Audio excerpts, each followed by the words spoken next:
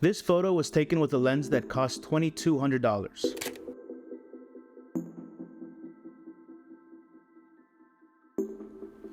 This photo was taken with a lens that retails for $400. Can you tell the difference? And if so, is that difference worth 5 times the higher price? Today, I'll be showcasing some of my own photos shot with this exceptional L series lens, as well as some footage. Let's dive in.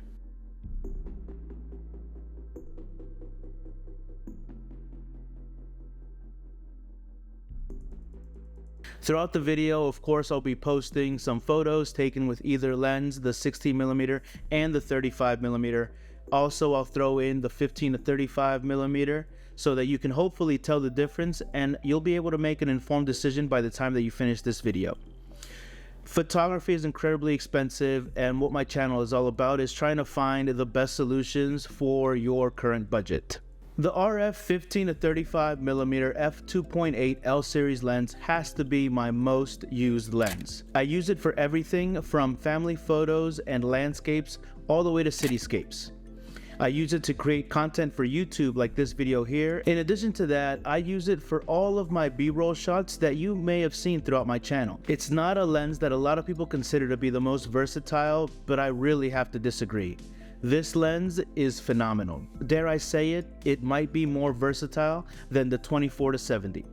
Let me know down in the comments below if you agree or disagree with that bold statement. One thing to consider is having a 15mm super wide combined with the most versatile focal length, the 35mm in one lens, worth it for you?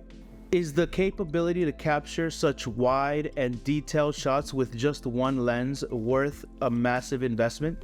We'll compare this lens with the images and footage taken with 2 other lenses. The RF 35mm f1.8, one of my favorite lenses and my most recommended lenses, and the 16mm f2.8, my least used lens. Both of these lenses combined are less than $1,000 by the way. Heck, even if you buy the other 2 lenses in this focal range, you're still well under $2,000. I'm talking about, of course, the 24mm, that's $500, and also the brand new RF 28mm pancake lens that is about $300. All 4 of those lenses cost $1,500. The RF 15 to 35mm f2.8 lens has a minimum focus distance of just under 1 foot, letting you capture some really detailed shots from a very close distance. Now, the lens is not a macro lens like the STM lenses, but it'll get you close enough. This lens features a 9-blade circular aperture that creates some really beautiful depth of field, making your subjects really stand out from the background. It's an L series lens, which means it's a very premium lens, and the optics in it is superior. This lens also has image stabilization that gives it awesome handheld performance when it's paired with a camera that has IBIS. Even in low light, the wide f2.8 maximum aperture excels in delivering impressive performance, and it enables you to capture stunning photos almost effortlessly. Lately, I have been putting my lenses through the bokeh bulb test, and y'all have really seemed to like it. Make sure to stay all the way to the end so that you don't miss that demo. If you haven't already, consider hitting that thumbs up button down below and subscribe if you find this video helpful. It's free and it really helps this video get out to other creatives like you and me. The 15 to 35mm f2.8 comes in at about 1.85 pounds, and when you combine it with the weight of the R5, you're coming in at about 3.28 pounds. It might feel a little bit heavy, but once you have it mounted on your camera, it feels really well balanced and it's nice and manageable. The R6 is going to be slightly less heavy, but that difference is marginal. Next, let's talk about the autofocus speeds. While doing this bokeh bulb test, I like to showcase the snappiness of the autofocus and its speed. Here is a demo of all 3 lenses.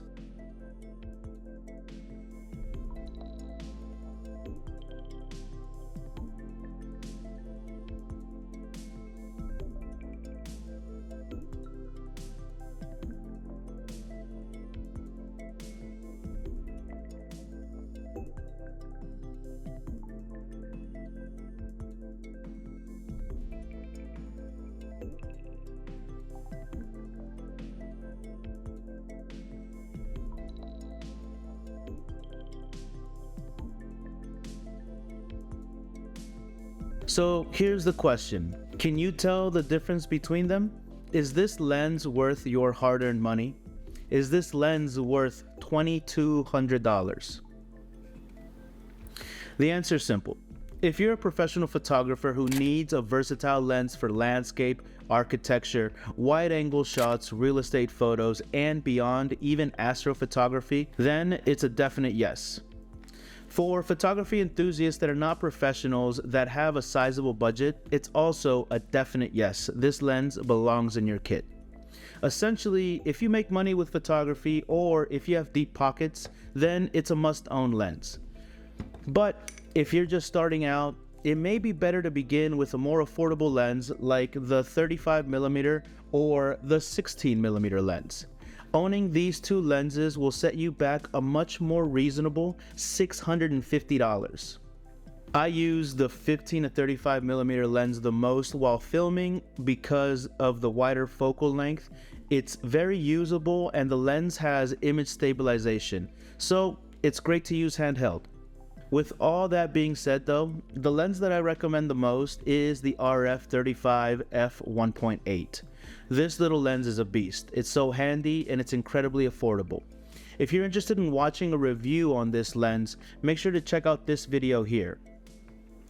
I have to admit that the 35mm focal length is my favorite and most used focal length. I find the 35mm to be more versatile for walking around while still letting you get some awesome detail shots because of its macro capabilities.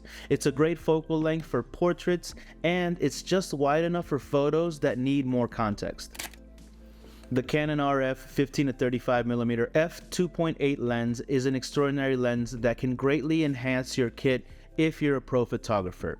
Its remarkable image quality, wide focal range, and performance make it an exceptional tool for capturing all kinds of scenes. Canon is often running deals on all of their lenses, so I encourage you to check out the links down in the description for the latest pricing. If you have any questions regarding any of these lenses, make sure to ask them down in the comments below. I'm currently answering any and all questions and I'm super responsive. If you need an immediate question answered, make sure to follow me on my social media platforms, Instagram and TikTok. If you're ready to take your photography to the next level, the Canon RF 15 to 35mm f2.8 lens awaits you. I appreciate your support and I look forward to sharing more tips and insights with you. Subscribe if you haven't and drop a comment down below or just say hello. Thanks so much for staying all the way to the end. If you're interested in photography business tips, then I know that you're going to enjoy this video here. Until next time, adios.